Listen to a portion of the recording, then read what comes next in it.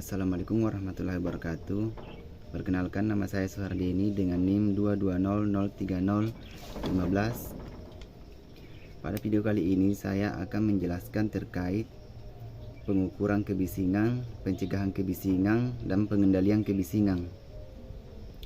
Pertama, saya akan menjelaskan apa itu bising.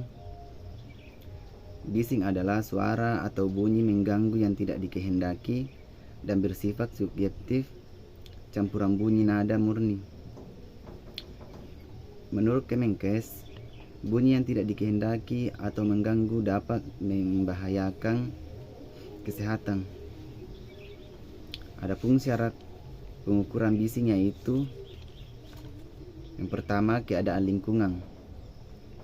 Keadaan lingkungan tidak dalam keadaan hujan, kecepatan angin kurang dari 20 km per jam, dengan menggunakan alat untuk mengukur angin dengan menggunakan anemometer. Syarat yang kedua, syarat alat: sound level meter terkalibrasi dan memiliki windscreen untuk menghindari pengaruh getaran dari angin. Berikutnya cara mengukur bising. Yang pertama, penempatan alat. Pengukuran minimal 3,5 meter dari dinding atau bangunan.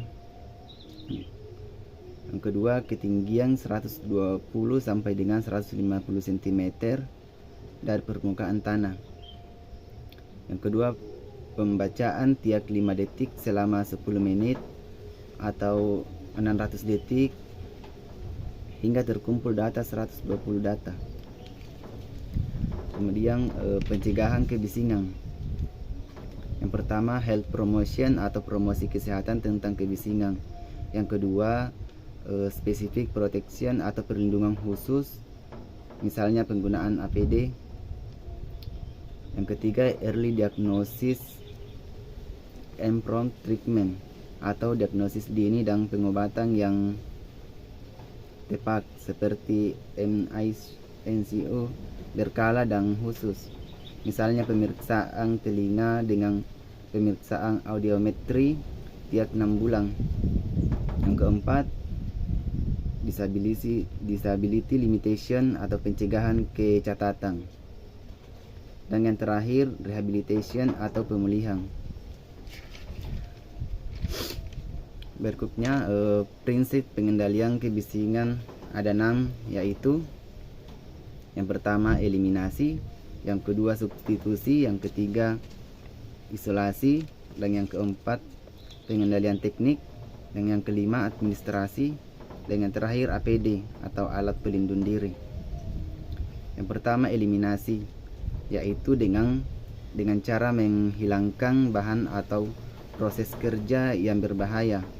Yang kedua, substitusi, dengan cara mengganti bahan atau proses dengan yang lebih aman.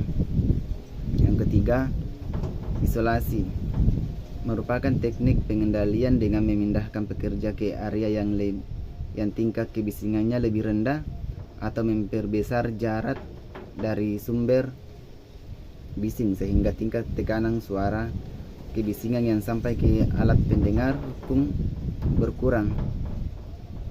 Yang keempat, pengendalian teknik. Pengendalian ini umumnya dilakukan dengan membuat atau merekayasa mesin dengan tingkat kebisingan yang tinggi, seperti penggantian alat dari tingkat kebisingan tinggi dengan alat yang tingkat kebisingan yang lebih rendah. Yang kelima, administrasi. Pengendalian ini dapat dilakukan dengan mengurangi waktu pemajanan terhadap pekerja dengan cara pengaturan waktu kerja dan istirahat. Dan yang terakhir, APD atau alat pelindung diri. Pengendalian dengan pemberian dan kewajiban pekerja dalam pemakaian APD merupakan alternatif terakhir yang harus dilakukan. Contohnya dengan penggunaan earplug atau penyumbang telinga. Baik, mungkin itu saja dari saya.